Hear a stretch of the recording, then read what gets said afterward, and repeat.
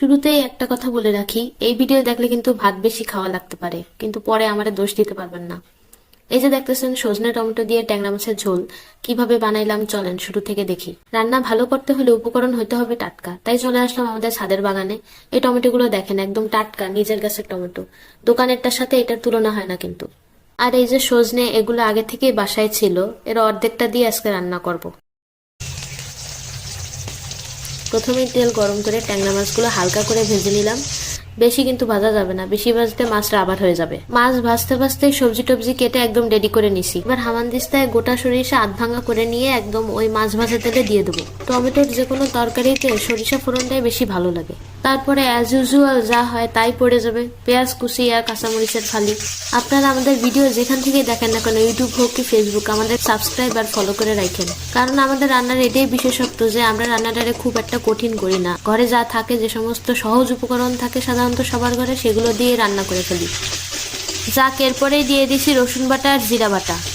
এগুলো খানিকক্ষণ নেড়ে চেড়ে নিয়ে তারপরে টমেটো কুচিগুলো দিয়ে দেবো। টমেটোর পরেই পরিমাণ মতো লবণ আর পরিমাণ মতো হলুদ গুঁড়ো দিয়ে মনের মতো করে এটাতে কষায় নিতে হবে। আর এই রান্নাটার মেইন ট্রিক হলো, এই কষানোতে কোনো পানিই পড়বে না, এতে স্বাদটা যা জব্বর হবে তা আপনারা রেসিপিটা ফলো করে রান্না করে খাইয়ে না দেখলে বুঝতে পারবেন না। এদিকে দেখেন আমি কতক্ষণ এই জিনিসটা ঢেকে ঢেকে কষায় নিছি, আর তারপরে রংটা কি জব্বর হয়েছে। আমি এই টমেটোগুলোর ফ্যান হয়ে গেছি, রংটাও যেমন হেভি, টকটাও তেমন হেভি। তারপরেই পড়বে সেই আহাহা আহাহা সুন্দরী সজনে আর আলুর ফালি। এবার দেখেন লাল, সাদা, সবুজ, হলুদ একসঙ্গে কি সুন্দর লাগে।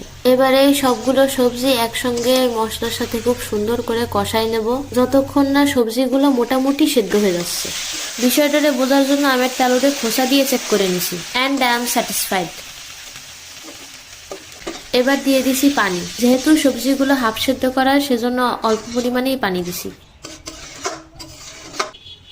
পানিটা ফুটে উঠতে ভাজা মাছগুলো দিয়ে কিছুক্ষণ রান্না করলেই রান্নাটা রেডি হয়ে যাবে। এতে চাইলে কুমড়ার বড়িও দিতে পারেন। আমাদের ঘরে কুমড়ার বড়ি আর কসুর বড়ি দুইটাই ছিল, কিন্তু কপাল করে আমার একটার কথাও মনে ছিল না। গরম ভাত আর এই ঝোল আর সাথে একটা কাঁচামরিচ, এইটাই হলো বাঙালির আসল সুখ।